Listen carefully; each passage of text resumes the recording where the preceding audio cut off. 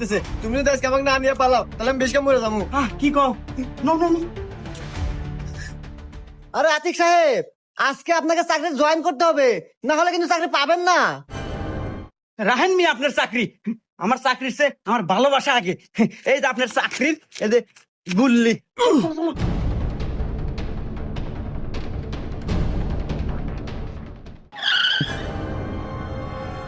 আরে আপনি সোহাগী আপা না?